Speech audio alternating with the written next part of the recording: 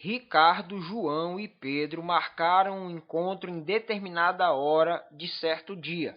Aconteceu que Ricardo chegou meia hora depois de Pedro, João chegou 12 minutos depois da hora marcada, Pedro chegou 8 minutos antes da hora marcada.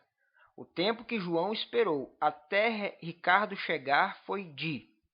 Aqui nós temos as opções, então vamos analisar. A primeira frase diz que Ricardo chegou meia hora depois de Pedro. Isso significa que ele chegou 30 minutos depois. Então, veja, R é a hora que Ricardo chegou. A hora que Ricardo chegou é igual à hora que Pedro chegou mais 30 minutos. Se ele chegou 30 minutos depois de Pedro, então o horário dele é o horário de Pedro acrescidos de 30 minutos. É isso que eu quis dizer nessa equação. Segunda frase diz: João chegou 12 minutos depois da hora marcada.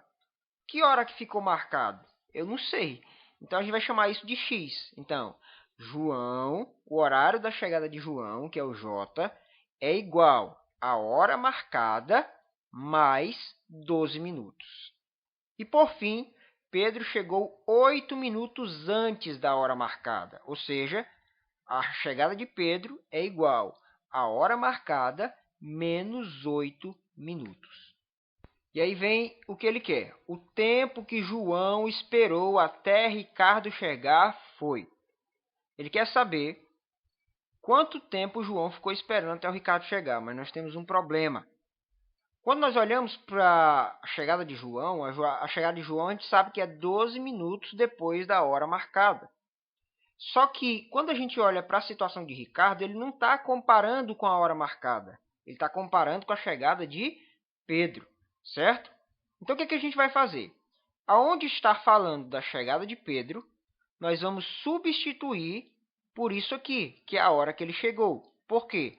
Aí nós teremos finalmente o horário de Ricardo em relação à hora marcada.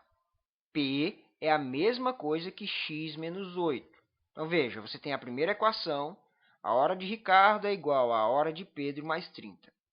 Bom, no lugar de P, que é o horário de Pedro, eu vou colocar x menos 8, porque esse é o horário de Pedro.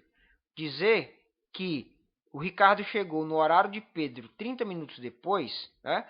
Você vai colocar x menos 8, porque P é o mesmo horário que Pedro chegou. O que a gente tem aqui? X menos 8 mais 30. Então, se eu pegar aqui, 30 menos esses 8, sobra 22. O que isso significa? Que o Ricardo chegou 22 minutos depois da hora marcada. Veja, agora eu tenho a hora de Ricardo tomando como base não mais o Pedro, mas sim a hora combinada por todo mundo.